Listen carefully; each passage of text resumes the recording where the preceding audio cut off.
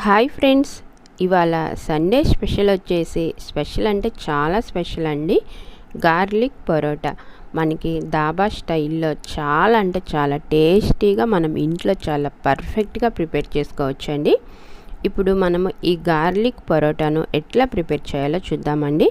ఒక గిన్నెలో కొద్దిగా సాల్ట్ చక్కెర వేసి దానిలో వాటర్ వేసి చక్కెర సాల్ట్ వాటర్లో కొంచెం కరగనివ్వాలండి.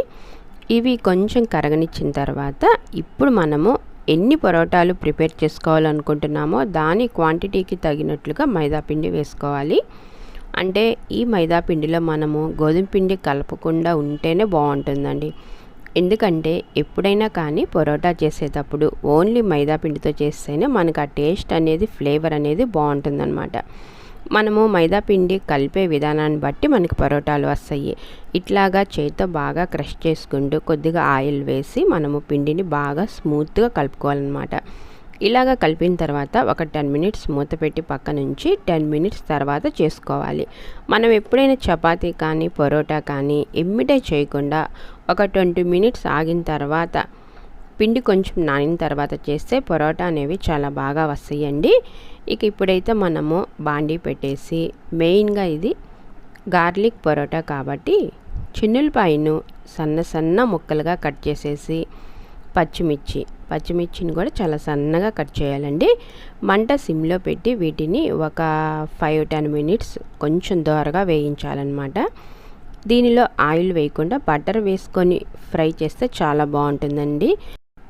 బటర్ ఎక్కువ అవసరం లేదండి, జస్ట్ ఒక 2-3 స్పూన్స్ వేస్తే సరిపోతుంది.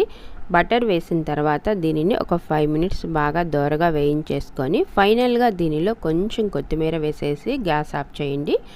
ఇక మనం దీనిని ఇట్లా వేగితే సరిపోతుందండి. ఇప్పుడు ఒక బౌల్లోకి తీసుకుందాము. ఇది చూస్తుంటేనే చాలా కలర్ఫుల్గా ఉందండి. పరోటాలో పెట్టుకోవడానికి స్టఫింగ్.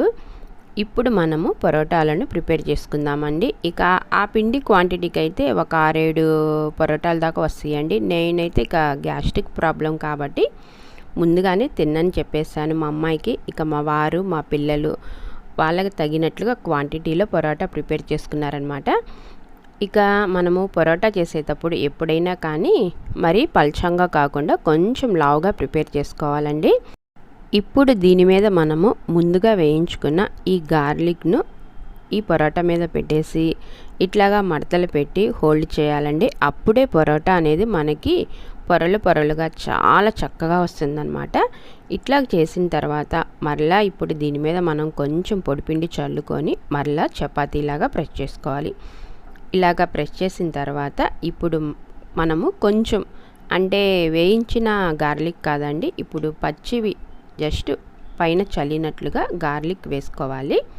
ఇలాగ వేసిన తర్వాత ఒకసారి మనం చపాతీ కర్రతో బాగా ఒత్తుకొని ఇప్పుడు మనము ఫైనల్గా కొంచెం పొడిపిండి చల్లుకొని ప్లేట్లోకి తీసుకోవాలండి. ఈ విధంగానే మనం పరోటాలన్నిటిని కూడా ప్రిపేర్ చేసుకోవాలి.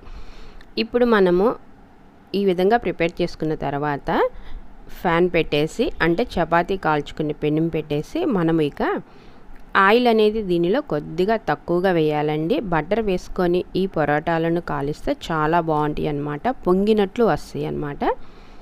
ఇప్పుడు ఇట్లాగా బటర్ వేసి మనము కాల్చిన తర్వాత పరోటాను మనకి కొంచెం ఎర్రగా రావాలండి, తెల్లగా ఉన్నప్పుడు తీయకూడదు, అంత టేస్టీగా ఉండవన్నమాట. ఇట్లాగొస్తే సరిపోతుంది. ఇప్పుడు ఫైనల్గా మరలా మనము బటర్ వేసి ఒకసారి దీని మీద ఇక ప్లేట్లోకి తీసుకుందామండి. మనము ఎప్పుడైనా కానీ పరోటాను వేడిగా ఉన్నప్పుడే దానిని ప్లేట్లోకి తీసుకుని నెమ్మిటే